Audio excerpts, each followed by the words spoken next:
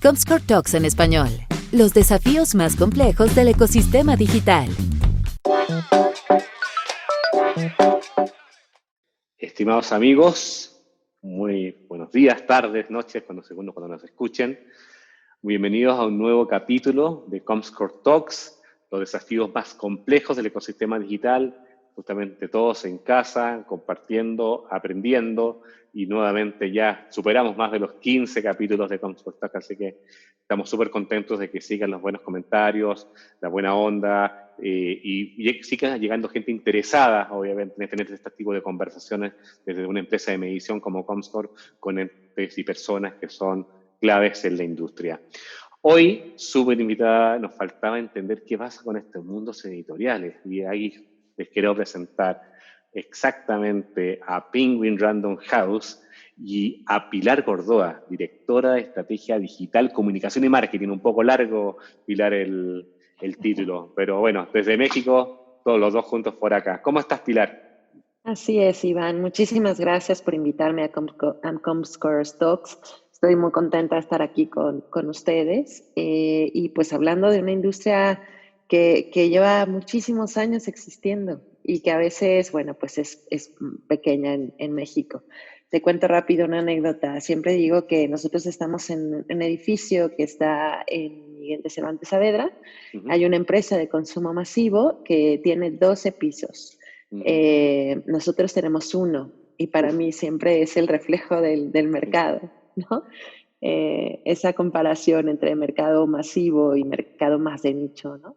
Me siento igual que ustedes. Típicamente, a veces Comscore piensa que somos 500, 1000 personas trabajando en México, quizás por todas las cosas que hacemos también como multitasking, pero con 22 personas, 20 personas hacemos la empresa en México. Así que también creo que eso habla muy bien de la operatividad, de cómo funcionan, de los procesos y obviamente adecuado a un negocio. Y especialmente hoy día, con toda la crisis que hay, yo creo que small is better. Así que bien, exactamente. Bien, Pilar. Oye, Pilar, cuéntame un poquito de la empresa, porque quizás no todos conocen este mundo de Penguin. Cuéntame un poquito de qué se trata, cuánto tiempo tiene. Yo sé que es una empresa que tiene mucho tiempo, creo que más de 100 años por lo que estuve ahí leyendo. Pero cuéntame tú de la empresa y después, por favor, cuéntame también de ti, de tu experiencia, de dónde vienes, cómo llegas hasta acá, etcétera. Perfecto, Iván. Bueno, pues mira, Penguin Random House es una empresa que como nombre, como tal, relativamente nueva, pero bueno, pues viene de primero una fusión, después ya fue completamente una compra, pero viene de una fusión entre Penguin y Random House, ¿no? Por eso el nombre Penguin Random House. Te cuento un poco más sobre la historia en México, porque claro, la historia de estos dos grandes grupos editoriales en Estados Unidos y en otros países del mundo es enorme, justo más de 100 años. En el caso de México, pues realmente la historia data quizá de los 50, donde pues un señor llamado Grijalvo decide venir a México y fundar una editorial. A partir de ahí, digamos que es el nombre quizá más comercial en México, ¿no? Porque no solamente editaba libros de interés general, sino también algunos libros académicos, algunos manuales, algunos diccionarios. Y de hecho, bueno, pues ahora haciendo esta reflexión, creo que nuestro RFC data del 54. Sí. A partir de ahí, bueno, pues digamos que la empresa ha venido evolucionando mucho, pero quizá en la última década es donde se da la evolución más grande.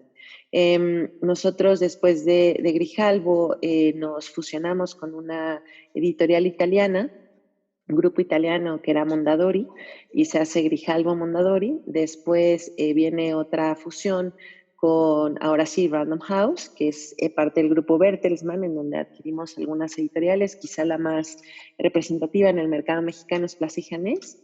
Y a partir de ahí se data otra historia, porque lo que hacen los animales, el grupo Bertelsmann, pues es un grupo de comunicación enorme a nivel mundial, con muchas líneas de negocio. Tiene imprentas, tiene revistas, tiene canales de televisión, tiene otro tipo de servicios como pues todo lo que es cobranza, estos call centers, Arbato, por ejemplo, RTV, algunos formatos de televisión como American Idol, que pues se compran a este grupo y se transmiten después pues en estas transmisoras de contenidos, ¿no? Y bueno, pues lo que hace el Grupo Bertelsmann es decir, bueno, voy a comprar la parte que corresponde a los italianos y entonces ahí es donde dejamos de ser Grijalbo Mondadori y somos Random House Mondadori, ¿no? Hacemos este 50-50, compran las acciones a Mondadori, dejamos de ser Mondadori, somos ahora Random House, pero hacen una fusión con Penguin, que pertenecía a Pearson. Entonces, esto fue relativamente reciente, si no mal recuerdo, por ahí del 2013. Y después de eso, pues vienen una serie de adquisiciones que ha hecho ya como Penguin Random House, que ha sido, por ejemplo, Santillana en la parte de ediciones generales, que tiene muchos sellos muy representativos, pero quizá el más reconocido en México es Alfaguara.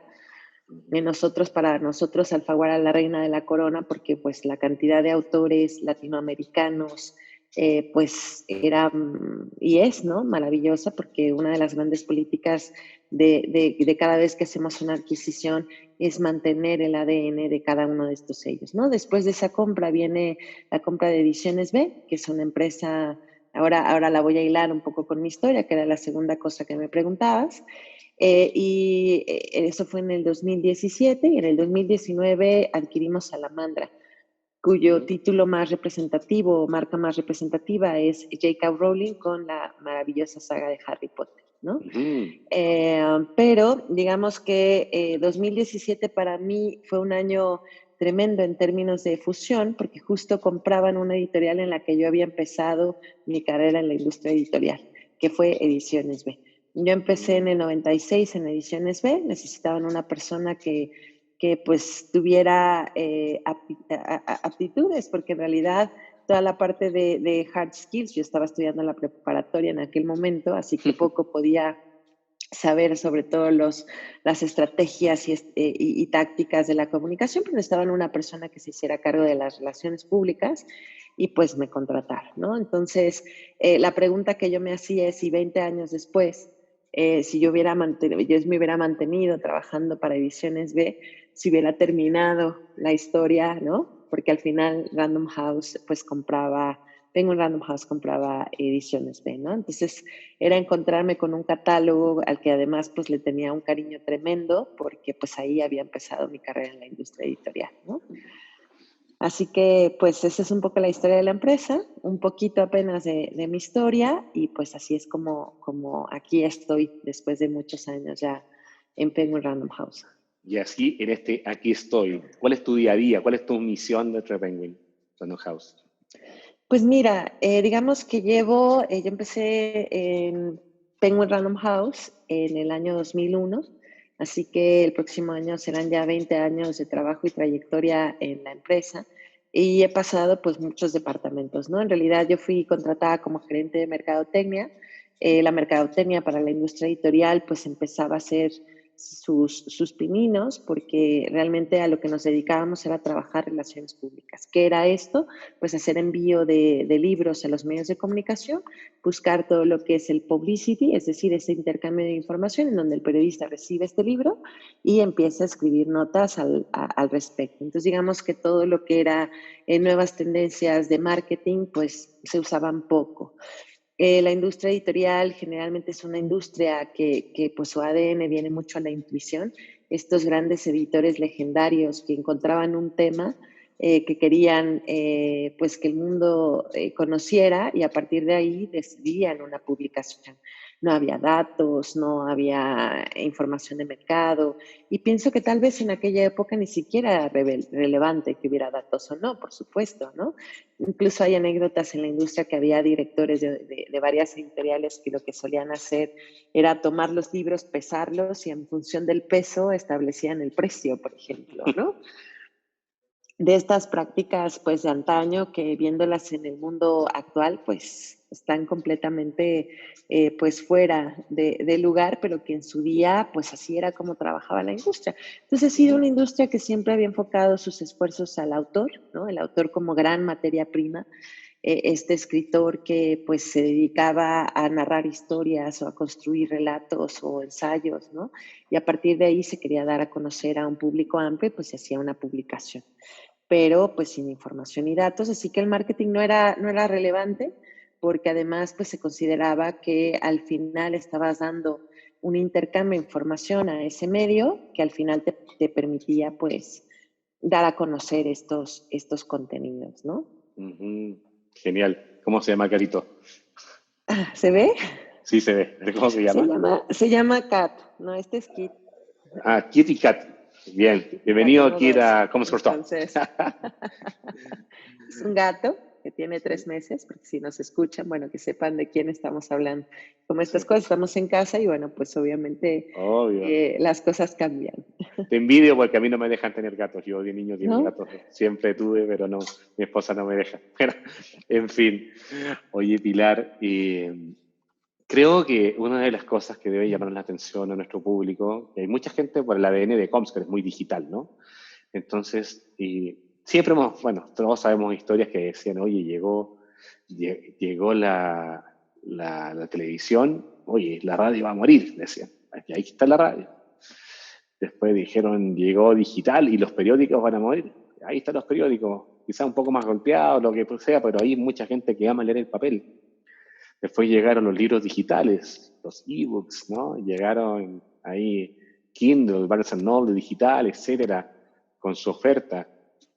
Pero todavía la gente todavía siente la importancia de tocar el papel, el aroma del libro, con su experiencia, y algunos quizás con experiencias que son mixtas entre digital y papel. Lo que importa realmente, desde mi punto de vista, es el contenido. Realmente si lo consumes con papel, hiperpapel o papel digital, lo mismo. Realmente lo importante es que el escritor siga escribiendo y que se siga cumpliendo la satisfacción de leer un libro. ¿Cómo ha sido para ustedes este cambio? Porque este cambio, creo que estamos hablando de 10 años del mundo digitalizado de los contenidos, y ¿qué tipo de desafíos les ha dado a ustedes para moverse hacia allá, o cómo lo están tomando, ¿no? ¿Como riesgo, etcétera, o es una oportunidad? ¿Cómo lo ven?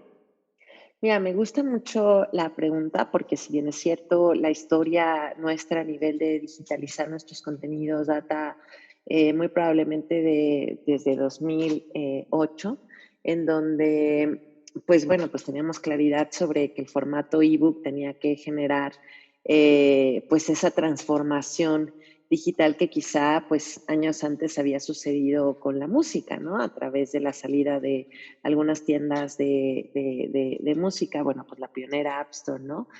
O la salida del smartphone. Entonces, pues pensábamos, ¿no? Me acuerdo que eran grandes discusiones entre editores diciendo el libro se va a acabar, y otros decían no se va a acabar nunca, y otros decían claro, la industria está por terminar, muerte a la industria porque la vida no será igual. Y bueno, pues a partir de eso, bueno, nosotros sabíamos que el formato lógico para digitalizar era pasar de la versión de libro físico, que es la versión de libro papel, así le llamamos nosotros en el argot, el libro físico, porque hay un soporte físico, y el libro digital, que es el EPUB, ¿no? Bueno, el formato EPUB, y que bueno, pues nos encontramos hoy cada vez pues más editoriales pues ya lanzan los libros en versión física y en versión digital, e incluso hay algunos editores que se dedican solo a las versiones digitales. Nosotros empezábamos a hacer estos pininos por ahí de esas fechas, y después empezamos a descubrir que, bueno, te voy a contar, tenemos quizá una gran ventaja, tenemos que yo siempre llamo que es nuestro país vecino a nivel de industria editorial, que va a varios años luz que nosotros, y bueno, es parte de la casa, es nuestro hermano mayor, que es Penguin Random House en Estados Unidos. Claro. Y claro, ellos siempre van un poco a la vanguardia y con pasos adelantados a nosotros. Y veíamos que, bueno, ellos empezaban a lanzar, sí, los ebooks, les iba bastante bien. Hubo un momento en que las curvas de venta avanzaban a pasos agigantados, pero después llegó un momento en que los índices de crecimiento pues no existían, eran flats. Entonces veíamos que empezaba a surgir un nuevo formato, que es el audiolibro. Y ahí es en donde, audiolibro.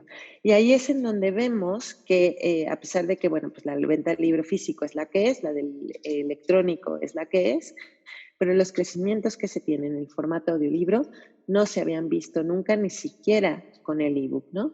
Y ahí es en donde más o menos, pues ya hace bastantes años, empezamos a incursionar en empezar a lanzar audiolibros, ¿no? Son formatos completamente distintos porque tienes la voz, ¿no? Como uno de los factores muy importantes para para el audiolector, si así le queremos llamar. ¿Por qué? Porque aquí ya no se trata de un autor y de una historia, se trata también de quién te lo narra y cómo te lo narra, cuál es esa Claro, esa intención. experiencia, ¿no? Claro, entonces una experiencia más y el narrador se convierte en eso, en casi autor, porque al final lo que estoy escuchando no es la voz del autor, aunque muchas veces sí grabamos al autor, pero estoy escuchando la voz de una persona que me cautiva o no para seguir escuchando un audiolibro. Entonces, a partir de ahí, pues pues hemos incursionado en tener cabina propia, pues hemos tratado de encontrar nuevas fórmulas para grabar audiolibros y he aprendido un montón en el proceso, porque insisto, este formato sí es completamente distinto a transformar un libro en papel a un libro electrónico. Aquí entra voz, entra música, entra ediciones, postproducción, preproducción, casting de narradores, etcétera, ¿no? Y lo que nos ha sucedido también es que a pesar de haber incursionado hace muchos años ya con estos formatos, porque habíamos probado de todo. Recuerdo que por ahí del 2006 quizá incursionamos aliándonos con una empresa que ya hacía audiolibros, pero en formato CD, y tenía pocos títulos, unos 20 títulos de autores muy reconocidos en México. Después de eso, bueno, decidimos incursionar en otro tipo de formato que se llamaba MBook 3, que era como una cajita que tenía unas pilas, ya integraba pues el contenido del libro, pero en esta cajita, y dentro venían sus audífonos. Lo que nos ha sucedido es que al venderlos, después de tanto tiempo de exhibición, como llevaba pilas, pues nos los devolvían porque las pilas ya se habían Vencido. vencido o el líquido que llevaban pues estaba completamente derramado en la cajita Uf. y ya no funcionaba. Entonces, bueno, así fuimos como incursionando en tratar de encontrar cuál es el formato electrónico hasta que obviamente lo que es streaming y la descarga digital pues te cambia la vida, ¿no? Entonces, de ese lanzamiento de una nueva tecnología pues te permite un cambio de comportamiento en la demanda, ¿no? Entonces, lo que ha sucedido es que, pues sí, estamos incursionando, hemos hecho muchas cosas, pero sí creo que hay un parteaguas entre COVID, digamos pre-COVID y COVID. ¿Por qué? Eso, cuéntame. Mira, el 90% de la venta en la industria editorial en México, no sucede así, por supuesto, en otros países desarrollados, pero sí en México, el 90% de la venta de libros se hacía en el canal tradicional, que son las Librería. librerías, ¿no? Librería pura y dura, llámale cadena de librerías o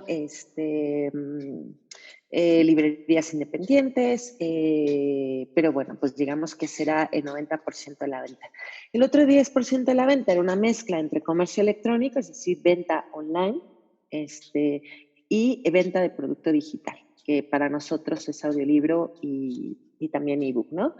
Una pregunta ahí, disculpa Pilar, una pregunta. ¿Ustedes ya tienen e-commerce o se están integrando con como los marketplaces de los Amazon, Mercado Libre? Lanzamos e-commerce el 16 de septiembre de este año, que fue otro de los Perfecto. cambios que hemos hecho, ¿no? Pero bueno, volviendo un poco al tema de cifras, lo que nos sucedió con COVID es que el 18 de marzo, que nos fuimos todos a casa y ya después me imagino que entraremos más a fondo a COVID, bueno, pues lo que nos dimos cuenta es que, claro, el semáforo era rojo para muchas partes del país y por lo tanto las librerías estaban cerradas. Entonces, la pregunta clave o estratégica que yo creo que no nos habíamos hecho en el país, al menos yo no me la había hecho, es imagínate un mundo sin librerías y vendes libros. ¿Qué haces? Porque fue justo lo que pasó. Entonces te quedaste con dos e-commerce, dos de ellos eran jugadores lo que llamamos puro, es decir, nacieron siendo e-commerce. Teníamos una librería que tenía un gran servicio, o tiene un gran servicio de venta online, y básicamente las tiendas de autoservicio que no cerraron nunca porque eran esenciales, ¿no? Pero también es cierto que nuestros libros generalmente no se venden en tiendas de autoservicio. Tienes una Claro. selección muy pequeña porque no son parte del core business, ¿no?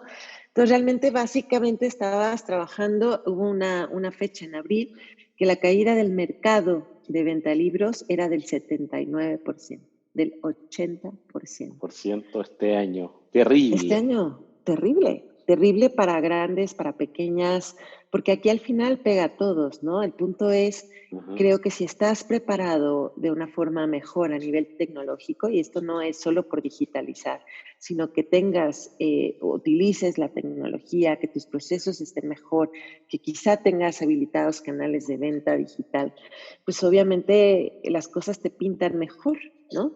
Pero si tomamos en cuenta que la industria viene en una inercia, ¿no? En donde el 90% de la venta se genera vía librería tradicional y un día estas librerías todas están Cortan, cerradas, claro. es que ¿con qué te quedas? ¿Con qué te quedas, no? Y además fue de un día para otro, entonces ni siquiera planificar nada, ¿no? Sabemos que hay algunas librerías que no van a volver a abrir, sabemos que hay algunas editoriales que no van a volver a abrir también, Mm, y afecta, por supuesto, la cadena del libro completa, ¿no? Entonces, pues este año ha venido con muchos cambios para la industria, ha tomado, me parece, relevancia la transformación digital como nunca antes para esta industria, a pesar de que lo sabías en otras, ¿no? La industria de la música, la industria del cine, la industria, pues incluso del retail, ¿no? Pero bueno, nosotros todavía no nos había alcanzado, hablo específicamente del país y pues nos alcanzó. pero tampoco quizás había apuro, porque si el 90% del canal digital estaba llegando el dinero por allá, uno dice, bueno, estoy tranquilo, pero un día te cierran todo. Realmente el 90% de los ingresos son impactados por algo de donde no puede distribuir. Entonces, ¿cómo fue el proceso, Pilar, ahí de ponerse a trabajar para dar vuelta el resultado? Obviamente, porque nos piden como colaboradores qué hacemos dado estas circunstancias y hay que actuar rápido. Yo no tengo 2 años, 3 años para una transformación digital. Exacto. Entonces, bueno, ¿qué fue lo primero que hicimos, no? Al final del día, Bertelsmann es una empresa que cuida mucho sus empleados, ¿no? Entonces, lo primero era salvaguardar a estos empleados. Entonces, teníamos 2 semanas, porque claro, nosotros no habíamos hecho home office, estábamos empezando, por ejemplo, a hacer programas piloto y decidiendo a nivel dirección con qué empezábamos con los home office, ¿no? O sea, es decir, empezamos con el equipo digital, empezamos con el equipo editorial. ¿Qué equipo es más susceptible a hacer home office en una empresa? Y de repente el home office fue para todos, ¿no? Del 18 de marzo recuerdo que la instrucción a nivel de comité que habíamos tomado era decir, bueno, vamos a trabajar un día sí y un día no. No había nada oficial todavía, todo era rumores de que COVID ya había llegado a México, el primer caso por ahí en febrero, pero bueno, pues la ola, el espanto, los rumores, las redes sociales y todo el efecto que tiene a nivel social, bueno, pues decía que venía ya COVID y llegaba para quedarse, pero tampoco teníamos claro cuánto tiempo. Entonces, hubo más o menos un impasse de 15 días en que los empleados iban y venían, es decir, un día le tocaba un grupo, otro a otro, para tratar de tener menos gente en la oficina. Y mientras tanto, el equipo de IT fue muy, muy impresionante lo que hicieron. Empezaron a inventariar qué tipo de conexiones tenías en casa, qué tipo de máquinas tenías en casa, Ujú. porque en la editorial, bueno, pues había gente que usaba laptop, pero también había mucha que trabajaba a través de un desktop. Entonces tampoco es que Mm. te puedas mudar con tu computador de tu escritorio completo, ¿no? Entonces creo que fue por fases, fueron 15 días en donde pudieron hacer este levantamiento de inventario rapidísimo, en donde otorgaron laptops a aquellas personas que no tenían, y empezamos a hacer un teletrabajo. Ese fue el primer paso. Segundo paso, pues revisar un poco cómo estaba la situación de clientes. Obviamente la distribución en la industria editorial y además creo que en el país, ¿no? Yo creo que las grandes empresas que saben cómo distribuir, por ejemplo Bimbo, ¿no? Que al final pues pensábamos no es una empresa de panes ni de comida, sino en realidad es Distribución. maravillosa la distribución, ¿no? Entonces decíamos, bueno, la distribución de libros en el país bueno, pues tenía su complejidad, no es lo mismo surtir un libro a Tijuana que a Yucatán. Además, esto se complica un poco más porque no en todos lados hay librerías, no todos los estados tienen librerías y muchas veces, por ejemplo, canales como tiendas departamentales, pues fungen como librerías en el país, ¿no? Entonces, pues lo que empezamos a hacer fue revisar cómo estaban todos los semáforos en cada uno de los países, hacer una correlación con el número de puntos de venta, pero ¿qué crees? El almacén no entra como una actividad esencial, el almacén de libros. Cerrado. Entonces, cerrado. Entonces llegó un momento en donde no solo las librerías estaban cerradas, las librerías online, por supuesto, o estos dos jugadores puros o nativos, pues podían seguir vendiendo libros porque al final del día eran comercio electrónico, pero Claro. nosotros no podíamos surtir libros tampoco. porque no había Uf, manera de poder abrir el almacén. Entonces, la verdad es que fue un tema de negociación, de revisar conforme iba avanzando el semáforo, ir haciendo protocolos en almacén para garantizar la seguridad de los empleados, trabajar varios turnos, hacer sana distancia, pues yo creo que un poco todo lo que todo mundo, pues muchas empresas hemos hecho y empezar a trabajar. Y empezamos, quizá lo más interesante es entender cómo cambia el mercado cuando tu cadena de valor cambia completamente. Es decir, tienes librerías cerradas, solo funciona la parte online, entonces te cierra la oportunidad de mercado masivo. Es decir, si antes tenías, no sé, hacías 10,000 ejemplares para una novedad, pues resulta que ahora no puedes hacer 10,000 ejemplares para una te novedad porque sobran. no hay dónde ponerlos, no hay dónde exhibirlos. Y además, con el número de novedades que lanzábamos a meses, tampoco había dónde exhibir tantos Mm, libros porque las librerías estaban cerradas, ¿no? Entonces, hemos hecho una estrategia de cortar el número de títulos cada mes.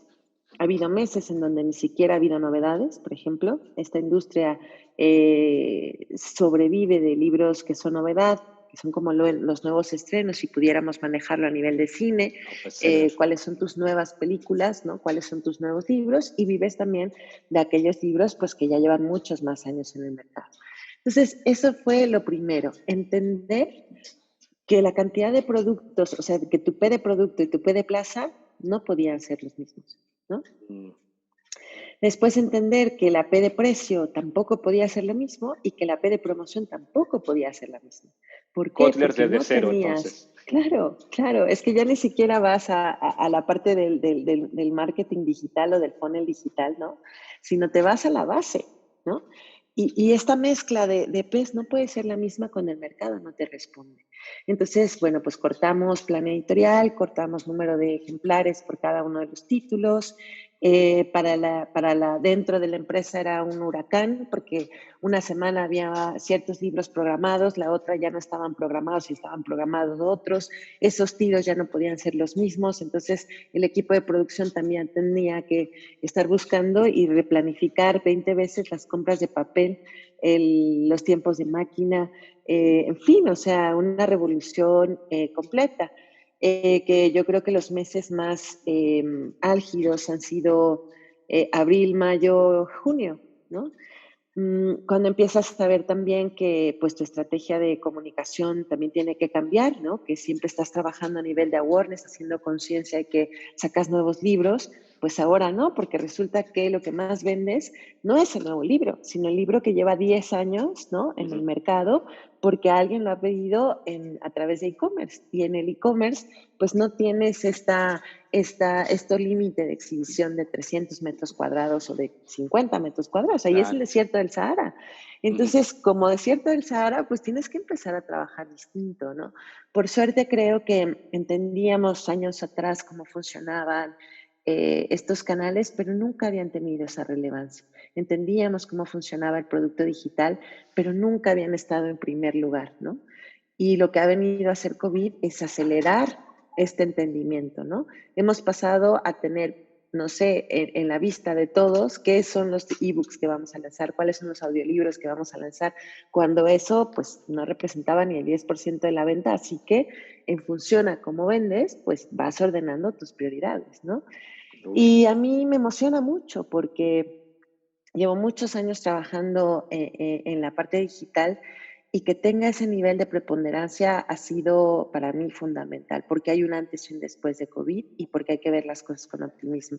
Y la otra cosa que Ujú. ha sucedido también en la empresa es que al hacer teletrabajo hemos tenido que adoptar metodologías ágiles para poder trabajar. Y eso es importantísimo a nivel de equipo. ¿Por qué? Pues porque al final del día, pues si hay que trabajar para dirigir las ventas online, pues cuáles son todos esos procesos o que tienes que hacer fine tuning o que tienes que reinventar para saber que vas a vender libros online. Y que ahí toda, por ejemplo, toda tu cadena de supply chain, pues no puede ser la misma, ¿no? Es decir, tú ya tenías aceitado incluso tu picking y packing en el almacén. Pues sí, pero ahora resulta que los pedidos llegan de a uno o de 10 y 5 y a lo mejor vienen en un libro que tú tienes, no sé, en el último estante, en el último pasillo, en el nivel 10 y ese es el libro el que quiere el consumidor. Ujú. Entonces también nos ha permitido, por ejemplo, lanzar un e-commerce, ¿no? Y decir, bueno, a ver, vamos a trabajar lanzando un e-commerce, quitando quizá una desintermediación, pero sabiendo además que tampoco es que vas a competir con las librerías que ya llevan años trabajando e-commerce, ¿no? Simple y Claro. sencillamente das un servicio más, tienes forma de conocer y de integrar muchas otras métricas que antes no podías medir, ¿no? Así que Pero son lanzamos un tuyas, ¿no? e-commerce en septiembre, porque son mías, exacto, no le Claro. pertenecen a terceros, ¿no? Y soy Oye, muy habladora, entonces igual tú me no, interrumpes cuando quieras. no, es que está maravilloso, estoy aprendiendo un montón. Y de hecho eso se trata, que podamos conocer cómo funciona un negocio tan complejo como el de ustedes, especialmente con las dificultades que han tenido por el tema de bodegaje, distribución, etcétera. No pueden tener la P de plaza simplemente porque está ocupado, así que o está ocupado por el tema COVID. Y en este viaje, tu gente, la gente que trabaja contigo, los que están acostumbrados a hacer los procesos de una forma, y tú le hayas dicho, vamos a trejar, no podemos vender así como estábamos, tenemos que movernos a otro lugar. ¿Cómo fue el trabajo interno, ¿no? Que todo el grupo dentro de Penguin vayan empujando hacia la nueva visión de entregar por e-commerce, libros digitales, audiolibros? ¿Cómo fue ese viaje? Pues ha sido un viaje muy interesante, con retos muy grandes, con cambio de estrategias, con revisión incluso de habilidades, ¿no? Estas habilidades que requerimos del equipo para poder, pues, hacer nuevas cosas, ¿no? Em, Hemos tenido que pasar muy rápido de lo que llamamos marketing de awareness, es decir, esto que te contaba de generar conciencia de que existe un nuevo libro, ¿no? Ya lanzamos el nuevo libro de Paulo Coelho, de Isabel Allende, o de Ken Follett, o de cualquier escritor, a irnos al marketing de resultados, es decir, a ir del upper funnel al middle funnel, es decir, vamos a buscar la conversión. Cada una de las pautas que vamos a trabajar a nivel digital tienen que buscar eso, ¿no? Ujú, Convertir. Entonces, bueno, el proceso ha sido muy enriquecedor, pero también creo que ha sido muy agotador, ¿no? Porque ujú, pues no aprendes skills digitales de un día para otro, ¿no? Entender justo. cómo funcionan. Entonces hemos tenido primero que mover un poco la estructura, identificar dentro del equipo quién pudiera, por ejemplo, no sé, hemos creado un nuevo puesto que es el Media Planner Manager, ¿no? Entonces este Media Planner Manager pues se ha dedicado a generar campañas de conversión durante los últimos 6 meses de su vida, ¿no? A partir de ahí, bueno, Ujú, pues hemos hecho cambios también, por ejemplo, en la parte creativa, ¿no? Es decir, tenemos una persona enfocada en creatividad porque entendemos cuál es el foco del contenido, ¿no? Y cómo generar engagement a través de ese contenido, ¿no? Entonces hemos cambiado esos perfiles también. Hemos hecho algunos cambios también en la estructura en el community management, ¿no? ¿Por qué? Porque necesitábamos generar y entender más conversaciones.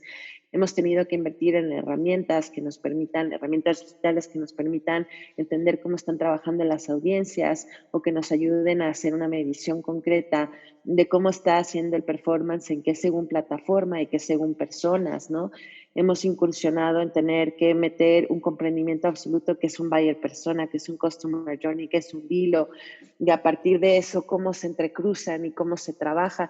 Pero esto que te estoy diciendo se dice fácil y en la teoría funciona bien padre, ¿no? claro. Pero realmente empezar a trabajar con un circuito que nosotros en la editorial hemos llamado consumer mindset, es bien distinto, porque la industria, como te decía, venía de un digamos, author's mindset, es decir, toda la editorial estaba en función a las necesidades del autor o estaba en función a ese contenido.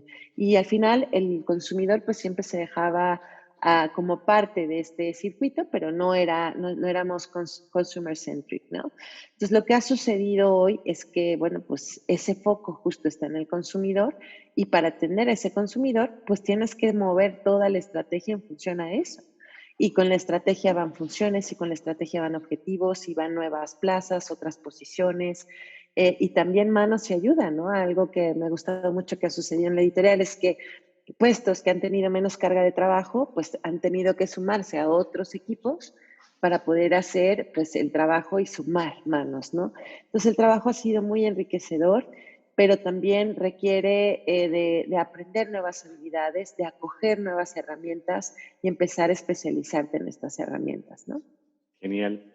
Hablaste un poquito del cambio de visión, de la creación de awareness, upper funnel hacia el mid funnel.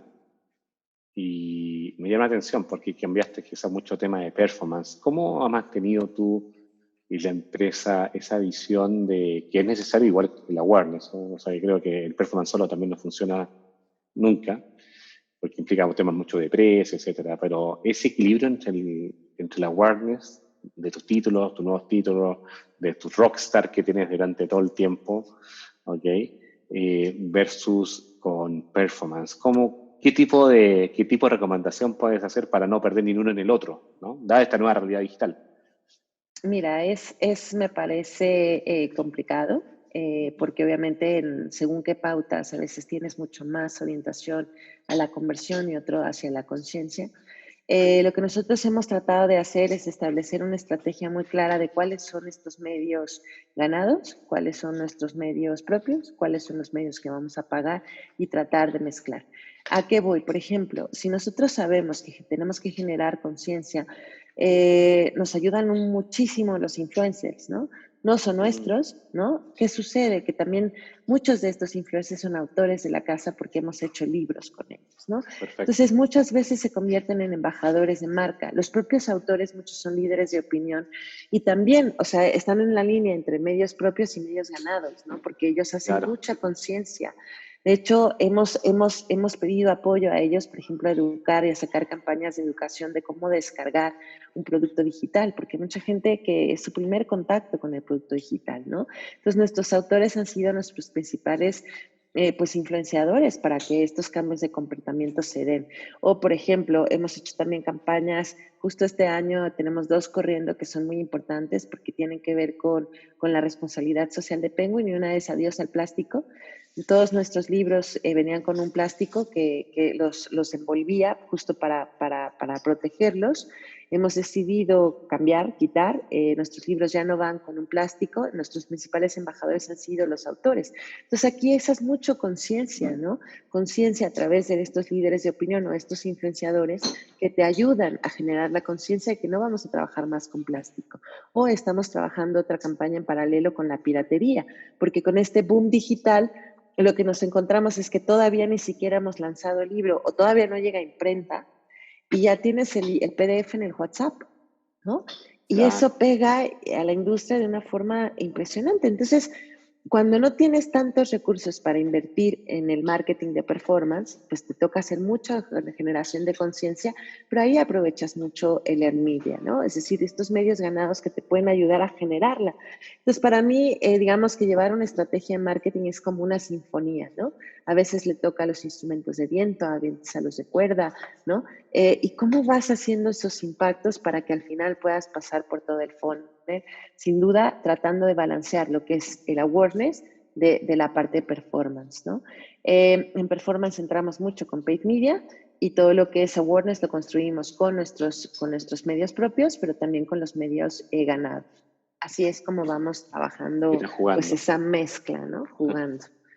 Sí, no, maravilloso. Y nombraste algo que verdad que es súper interesante para nosotros, porque también, aparte de nosotros, el mercado digital en general, con nuestro ranking, donde los medios, donde las marcas pueden hacer publicidad, también tenemos medición también de influencers en social media. Bueno, ya me dijiste que muchos son los autores, pero ¿cómo eliges el influencer ideal para X contenido? ¿Cómo haces esos cruces con data interna, un poco al ojo? ¿Qué tipo de aprendizaje podemos tomar de eso? Mira, tenemos 3 tipos de herramientas que utilizamos un poco y que vamos revisando. Lo más interesante, lo más importante es revisar la audiencia. Es decir, pues no puedes trabajar la misma audiencia de Luisito Comunica que quizá de los polinesios, ¿no? Tenemos muy identificadas estas audiencias porque, por ejemplo, también son autores de casa. Cuando quieres trabajar con un influencer, pues lo primero que haces es revisar el target, ¿no? Cómo está interrelacionado, qué tipo de audiencia es quien la sigue, qué tipo de intereses tiene y a partir de ahí haces la elección. Y bueno, pues obviamente las herramientas nos ayudan muchísimo a hacer este proceso rápido y fácil. Si nos vamos por la antigüita, que creo que cada vez pues tiene menor relevancia, es un poco descubrir, porque ibas descubriendo con los picos de venta que ibas teniendo a nivel de sellout, quizá en algunos de los canales, si ha funcionado o no un libro, por ejemplo, Zurita. Descubrió que hay un libro que tenemos de Robin Sharma, que es el autor del monje que vendió su Ferrari, que se llama Club de las 5 de la mañana.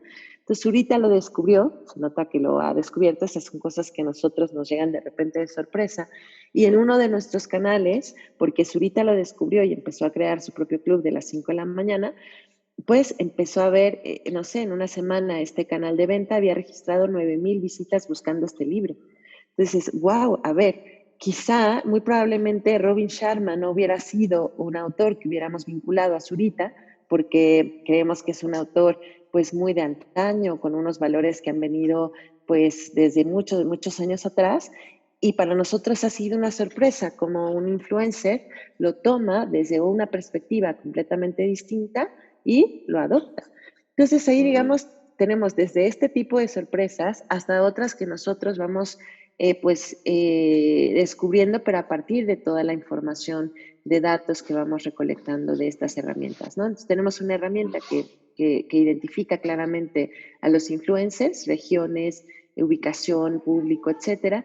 Tenemos otra que hace toda la parte de listening, que nos va llevando a nivel de conversaciones, revisando tendencias, y otra que también nos permite pues revisar toda la parte de cómo está el performance de cada una de nuestras redes, pero no solamente las nuestras, sino también pues la de la industria u otras industrias que son competidoras nuestras. Entonces, yo sí creo que sí hay una gran diferencia, sobre todo en la rapidez y en la certeza en la que tomas decisiones a partir de tener una buena herramienta que te acompañe. Así que, y digo, además Comscore, que además me encanta, lleva muchísimo prestigio en el mercado, ¿no? Yo sí recomiendo muchísimo a todos los marketers, pues que traten en la medida de lo posible de buscar la manera de poder contar con herramientas que te ayuden a hacer el trabajo más fácil y de acortar los caminos, porque la verdad sí, o sea, trabajas en tiempo real. Yo a mi equipo le digo siempre, ¿no? Hoy ya es muy tarde, ¿no? Porque estamos viviendo un cambio de comportamiento, todo es en tiempo real, todos estamos habituados a que si no te descarga una página en 2 segundos, la botas, la dejas, porque todo tiene que ser inmediato, ¿no? Y la gente también espera inconscientemente de una empresa que pueda tener los libros y los contenidos lo más rápido que puede, porque hoy está sucediendo y muy probablemente este efecto, por ejemplo, de Zurita dure 2 días y ya está, porque ya saltó otra cosa, ¿no? Claro. Entonces, hay que estar muy, muy, muy preparados a saber qué es lo que el consumidor quiere, pero sobre todo orientar cada uno de los procesos de la empresa a tratar de llegar al mercado, a cortar sobre todo ese time to market, ¿no? Porque pues es necesario y cada vez los estándares que manejan las industrias, yo siempre digo, bueno, la industria editorial es muy, muy, muy de mucha tradición, pero no deja de estar en la industria del entretenimiento, la información. Y cuando tienes competidores que también trabajan en la misma industria, pues hacen que el estándar sea muy similar, ¿no? Entonces, si tú estás dispuesto a pagar una suscripción por 149 pesos porque así es lo que marca el líder y a obtener las cosas y el contenido en el momento justo, pues obviamente pega a otras industrias, ¿no? Y eso está increíble. Bueno, diste bastantes mensajes importantes para todos los que te escuchamos en Latinoamérica. Primero, la importancia de los datos, ¿no? Cómo las herramientas también te ayudan a generar insight, aprendizajes, tomar decisiones. Te diste cuenta que quizá un influencer X o un tema en particular te ayudó a generar unas ventas, quizá no tenías contempladas. Y creo que esa es la maravilla de los datos y las herramientas que te ayudan a conseguir esos datos, especialmente en real time para tomar acciones en digital. Me encantó esa parte. Me encanta el tema que también la flexibilidad que ustedes han tenido para adecuarse desde un negocio muy tradicional de 100 años a algo digital un poco incluso más a la fuerza. Quizás tenían un plan de digitalización a 5 años, etcétera, pero obviamente creo que el que transformó y catalizó todos los movimientos de transformación digital en muchas empresas justamente fue COVID. Y con todo esto mezclado, obviamente el show debe continuar, que creo que también es un tema porque siguen pagando sueldos a los autores, etcétera, y aquí la economía de ustedes de no vender libros también al escritor le pega, y también a los distribuidores que tienen biblioteca cerrada, que lamentablemente algunas simplemente han quebrado. Entonces creo que hay una mezcla de sabores en lo que tú me estás contando, Pilar, que es impresionante. ¿Cómo cómo vislumbra la industria para adelante? ¿Qué piensas que va a quedar de esto de COVID? ¿Qué aprendizaje se llevan ustedes? Y este lector mexicano, cliente final, ¿cómo va a ser? ¿Cómo va a consumir contenido? ¿Cómo lo ves? Pues yo veo un escenario bueno, soy optimista, porque creo que lo que ha sucedido con COVID no nos deja cosas más que buenas, ¿no? Sé que es un cliché, tenemos muchos libros a partir de eso, pero el crecimiento a partir de la crisis deja aprendizajes muy interesantes, ¿no? Yo veo una industria que está cada vez más priorizando la digitalización, una industria que cada vez más tendrá que priorizar el ser data-driven, tendrá que priorizar las necesidades de ese consumidor, porque cada vez somos más, consumimos de forma distinta y no hay manera de no llegar si no haces una segmentación adecuada, si no conoces este buyer persona, si no conoces cuál es ese customer journey. Y esto va a toda la cadena de valor de libro, va a las librerías, en la medida en la que ellos empiecen a invertir en sistemas de venta en línea, en sistemas quizá de dropshipping, en sistemas quizá de marketplaces, bueno, pues por supuesto es que van a sumar, ¿no?, a la venta del libro. Al final del día, si vamos un poco al principio de la conversación aquí sobre si el libro va a terminar, el libro como contenido yo creo que es infinito, porque al final del día todos queremos saber nuevas historias, siempre tenemos esa avidez de querer aprender más, de entender más el mundo, ¿no? Soñar. Y cuántos libros, de soñar, cuántos libros, historias. Entonces, el tema es que el contenido nunca va a terminar. La forma en la que el consumidor adquiere ese contenido o lo consume es en donde creo que tenemos que tener ese foco, ¿no? Y creo que COVID lo que deja es eso, como bien dices, es un catalizador y me veo muy optimista en una industria editorial en México en donde cada vez va a haber más necesidad de poder entrarle al mundo digital, de hacer esa transformación digital, que no solamente va por tener activos digitales, ¿no?, sino va también mucho por procesos, por entender, por comprender cómo está siendo el mundo hoy, ¿no? Este no es una era de cambios, es un cambio de era. Como en su día fue la revolución industrial, hay nuevas legislaciones, nuevos problemas, nos enfrentamos a ver cómo paras la piratería, cómo surgen nuevas plataformas, cómo se genera streaming, cómo el contenido va evolucionando, ya no solamente es un libro o un podcast, sino también es una serie de podcasts o se consume de una forma distinta. Entonces, ante tantos cambios tienes que reaccionar, así que veo que es una industria que me siento optimista en ella. Además, pues como te decía, veo a nuestros colegas en mercados desarrollados como Estados Unidos y Londres, que bueno, pues el 80%, ahí es al revés, el 80% de la venta se hace a través de comercio en línea. Probablemente vamos a llegar a eso Claro. en algunos años. Y digo, vamos a llegar a eso porque lo hemos vivido constantemente con estos industrias que están mucho más desarrolladas. Bueno, China, que ya incluye en apps, en una sola app, incluye todo, ¿no? Llegaremos también a eso. ¿Por qué? Porque es parte del mercado, del consumo y de cómo las nuevas generaciones pues empiezan a cambiar esos hábitos y esos comportamientos. Así que creo que nos toca abrazarlo, o sea, esto no es como una gripa que llega y se va, o sea, esto llegó para quedarse y como llegó para quedarse tienes que hacer cambios que trasciendan, ¿no? ¿Por qué? Porque tienes al final del día una responsabilidad que es que mientras mejor te prepares para ese futuro, mejor vas a poder enfrentarlo, ¿no? Me encanta, me encanta. Y el tema, me gusta, y una frase que uso mucho justamente en muchas presentaciones que me tocan hacer es que si el contenido donde lo quieras ver realmente es un detalle, ¿no? El contenido realmente es lo más importante. Si lo quieres ver una pantalla más grande, una pantalla más chica, con papel más grande, dorado, como dijimos al principio, plateado. Bueno, cada quien, pero la importancia del contenido en sí, de que sigan creándose las historias, que los autores sigan escribiendo, que sigamos soñando, viviendo experiencias, que los niños sigan escuchando un cuento en la noche, creo que eso ya es independiente de la forma del delivery del contenido, sino realmente el contenido en sí. Y ustedes obviamente son una pieza clave en eso. Oye, Pilar, bueno, ya vamos casi la hora conversando, o sea, es súper interesante, te agradezco un montón. Ya Y ustedes. aprovecho de a ver qué libros ahí está en boga en México, que nos puedas recomendar ahí, que esté ahí como hot seller, ¿ah? que nos puedas decir, recomendar a los que están escuchando el podcast? Pues mira, hay muchos libros que de verdad les recomiendo. Más que el gran bestseller, quería hacerles una recomendación que se llama La pareja de al lado, de Charly La Pena, que es un thriller